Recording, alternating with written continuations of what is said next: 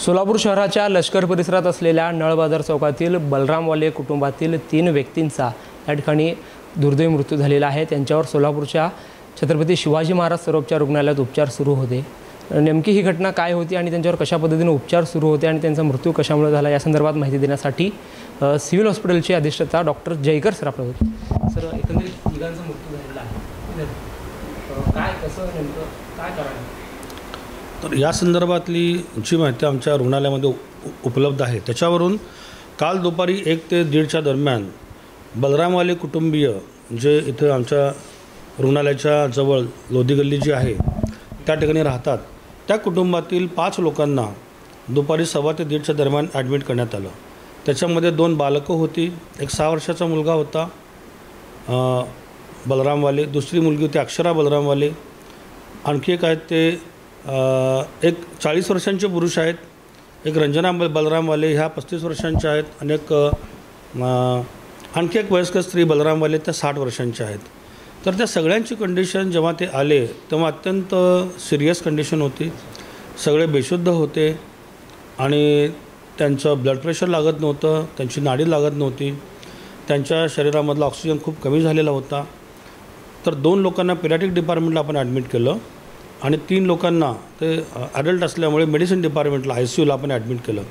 सगळ्यांना ICUची ट्रीटमेंट ताबडतोब चालू करण्यात आली, त्यांना श्वासनलिकेमध्ये नळी टाकून त्यांना व्हेंटिलेटरवर घेण्यात आलं आणि प्रगत वैद्यकीय ज्ञानाच्या दृष्टिकोनातून जी काही त्यांना आवश्यक असलेली उपचार प्रणाली आहे ती सर्व ताबडतोब डॉक्टरांनी सगळ्या बघून चालू केलेली आहे। पण मी जी माहिती घेतली पोलिसांकडून की जी त्या परिस्थितीमध्ये घरी जे गेले होते तपासणी करण्यासाठी, तर त्या ठिकाणी त्यांनी दिलेल्या माहितीप्रमाणे बंडगर साहेब जे आपले PS आहेत सदर बाजारला, त्यांच्याकडून अशी माहिती मिळाली की त्यांच्या घरामध्ये LPG गॅस लिकेज झालेला होता आणि तो वास सगळीकडे पसरलेला होता। त्यामुळं हे LPG गॅसचं लिकेज होऊन इंटॉक्सिकेशन ज्याला आपण म्हणतो, सफोकेशन, हे होऊन त्यांच्या फुफ्फुसांना इजा झालेली आहे असं दिसून येतं आणि त्याला पुष्टी एक्सरेमध्ये पण मिळालेली आहे। त्यांच्या श्वासनलिकेत व्हेंटिलेटरवर जरी त्यांना घेतला असेल तरी त्यांना खूप जास्त प्रमाणामध्ये स्त्राव येत आहे, त्याच्यामध्ये रक्तस्त्राव आहे आणि त्यांचे दोन्ही फुफ्फुसं बऱ्यापैकी अशी पांढरी पडून त्यात पाणी साठून खूप जास्त प्रमाणातला निमोनिया होऊन, ज्याला आम्ही ARDS म्हणतो, अक्यूट रेस्पिरेटरी डिस्ट्रेस सिंड्रोम किंवा ॲडल्ट रेस्पिरेटरी डिस्ट्रेस सिंड्रोम, असं त्यांना झाल्याचं आढळून येतं। सगळ्यात बेस्ट पॉसिबल खूप चांगल्यात चांगली ट्रीटमेंट आम्ही देण्याचा सुरुवातीपासून प्रयत्न करत आहोत, प्रयत्नशील आहोत।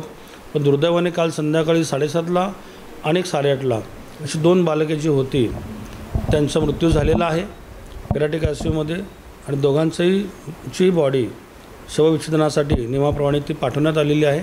आज सकाळी 9 वाजता विमल बलरामवाले यांचा पण दुर्दैवाने मृत्यू व्हेंटिलेटरवर झाला, त्यांचीही बॉडी आपण पोस्टमॉर्टमला पाठवलेली आहे आणि सध्या रंजना बलरामवाले यांची प्रकृती पण तशी अनस्टेबल आहे, त्या पण सिरियस आहेत, त्या पण व्हेंटिलेटरवर आहेत, त्यांचं ब्लड प्रेशर खूप कमी आहे।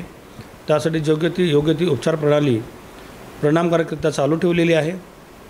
त्यांचंही फुफ्फुस बऱ्यापैकी खराब आहे आणि दुसरे एक आहेत रुग्ण मेल पेशंट युवराज बलरामवाले, त्यांची कंडिशन स्टेबल आहे, ते बऱ्यापैकी ठीक कंडिशनमध्ये आहेत आणि त्यांनी उपचाराला प्रतिसाद दिलेला आहे, तरी पण त्यांच्याकडे येथे 2-3 दिवस आपल्याला लक्ष ठेवावं लागेल। तर हे जेव्हा 5 पेशंट जेव्हा आपल्या हॉस्पिटलमध्ये ॲडमिट झाले होते तर प्राथमिक त्यांचे जे नातेवाईकांनी त्यांना पाहिलं होतं तर त्यांच्या तोंडातून फेस वगैरे येत होता, मग त्यांना एक अंदाज असं बी एक बोललं होतं की प्रसादातून किंवा जेवणातून विषबाधा झाली असेल किंवा काय?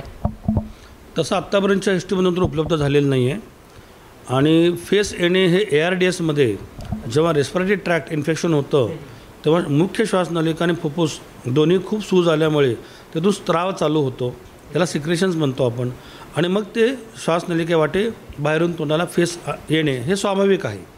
त्याच्यामध्ये फूड पॉयझनिंगची काय शक्यता आहे असं आम्हाला प्रथमदर्शनी तरी वाटत नाही आणि फूड पॉयझनिंग काय असेल, प्रसादा म्हणून म्हणा किंवा त्यांनी जे जेवण मागच्या लास्ट नाईटला केलं असेल तर स्टमकमधले सॅम्पल्स, जठरामधले सॅम्पल्स पण आम्ही घेतलेले आहेत, ते पण इव्हॅल्युएशनसाठी आपण पोलिसांना सुपूर्द करतो आहोत, त्याचं पण अनालिसिस होईल। पण आत्तापर्यंत आलेल्या रिपोर्ट्सवरून हे काय फूड पॉयझनिंग असेल किंवा किंवा इतर कुठली विषबाधा असेल असं आढळून येत नाही. तर जे 3 जणांचा जे मृत्यू झालेला आहे त्यांचा जे PM रिपोर्ट आहे त्यामध्ये आणखीन काही वेगळी माहिती काय मिळू शकेल? नाही, PM रिपोर्टच्या प्राथमिक रिपोर्टमध्ये अजून PM चालूच आहे. दुपारी ती प्रक्रिया चालू होती. एक बॉडी तर सकाळी गेली. त्याचे रिपोर्ट्स आम्हाला कायद्याप्रमाणे डिक्लेअर करता येत नाहीत. मग प्रथमदर्शनी माझं जे डिस्कशन झालेलं आहे, professor head department of forensic medicine, जे पोस्टमॉर्टम डिपार्टमेंटचे हेड ऑफ द डिपार्टमेंट आहेत डॉक्टर झंजाड, त्यांनी ह्या गोष्टीला पुष्टी दिली की सगळ्यांचे फुफ्फुसं बऱ्यापैकी खराब झालेले होते. खूप जास्त प्रमाणामध्ये त्यात पाणी साठलेलं होतं, संसर्ग होता आणि न्यूमोनिया खूप एक्सटेन्सिव्ह होता दोन्हीकडे. लिकेजमुळे कार्बन मोनॉक्साईड येस, LPG गॅसमध्ये कंपोनंट असतो ब्युटेन्स आणि पायरन्स, त्यांचं विघटन होऊन कार्बन मोनॉक्साईड हा कार्बन डायऑक्साईड मोनॉक्साईडचा एक कंपोनंट असतो. तो नंतर लेटर तयार होतो की जो शरीराला बऱ्यापैकी घातक आहे. सर, याच्यापैकी जे 2 अजून पेशंट आपल्या म्हणजे उपचार घेत आहेत त्यांची प्रकृती कशी आहे, म्हणजे काय? मी आत्ताच तुम्हाला सांगितलं, रंजना बलराम वाले यांची प्रकृती आत्ता पण अस्थिर आहे, त्या सिरियस आहेत. त्यांचं ब्लड प्रेशर लागत नाही आहे. 3 प्रकारचे इंजेक्शन्स त्यांना ब्लड प्रेशर वाढवण्यासाठी चालू आहेत. बाकी इतर सर्व जीवनरक्षक प्रणाली चालूच आहे. डॉक्टर शर्थीचे प्रयत्न करत आहेत, पण त्यांच्याबद्दल आता सध्या लगेच काय सांगता येणे कठीण आहे, पण त्यांची परिस्थिती नाजूक आहे. आणि दुसरे जे आहेत पुरुष बलरामवाले, त्यांची प्रकृती स्टेबल आहे. ते शुद्धीवर आहेत आणि त्यांना पण एक न्यूमोनियाचा छोटा पॅच आहे. त्या दृष्टिकोनात आपण सर्व चांगले उपचार त्यांना चालू केलेले आहेत आणि येत्या 2-3 दिवसामध्ये ते आणखी चांगले बरे होतील अशी अपेक्षा आहे आम्हाला. पण तरी पण त्यांच्याकडे येणारे 2-3-4 दिवस लक्ष ठेवणे क्रमप्राप्त आहे. आपल्यासोबत हे सिव्हिल हॉस्पिटलचे डीन जे डॉक्टर जयकर सर होते, त्यांच्या म्हणण्यानुसार प्राथमिक जो नातेवाईकांनी देखील जो संशय व्यक्त केलेला होता की घरामध्ये त्यांच्या गॅसचा वास येत होता, कदाचित गॅस लिकेजमुळेच त्यांचा मृत्यू झाल्याचा एक अंदाज या ठिकाणी वर्तवण्यात येत होता आणि त्याला थोड्याफार प्रमाणात हॉस्पिटलमधून देखील पुष्टी मिळालेली आहे. एकंदरीत लष्करच्या परिसरामध्ये जे 5 जण सोलापूरच्या छत्रपती शिवाजी महाराज सर्वोपचार रुग्णालयात ॲडमिट होते त्यापैकी 3घांचा मृत्यू झालेला आहे. 2 जे त्यांच्या घरातील व्यक्ती आहेत त्यांच्यावर उपचार सुरू आहे. मात्र त्या 2पैकी एका व्यक्तीची देखील प्रकृती गंभीर असल्याचं या ठिकाणी डॉक्टर जयकर सांगतायत. सिव्हिल हॉस्पिटल प्रशासनाकडून जेव्हा या 5 जणांना हॉस्पिटलमध्ये दाखल करण्यात आलेलं होतं तेव्हा डॉक्टर असेल, नर्स असेल किंवा संबंधित स्टाफकडून शर्थीचे प्रयत्न केले गेले. मात्र त्यांचा गॅस लिकेजचा प्रमाण एवढा त्यांच्या तोंडात गेलेला होता त्यामुळे ते कदाचित त्यांचा या ठिकाणी उपचार सुरू असताना मृत्यू झालेला आहे. आणि एकंदरीत या सोलापूरच्या या मोठ्या घटनेनंतर डीन डॉक्टर जयकर सर यांनी आपल्याला अधिक माहिती दिलेली आहे. झहूर साहेबसोबत अकबर बागवान, लोकप्रधान न्यूज, सोलापूर.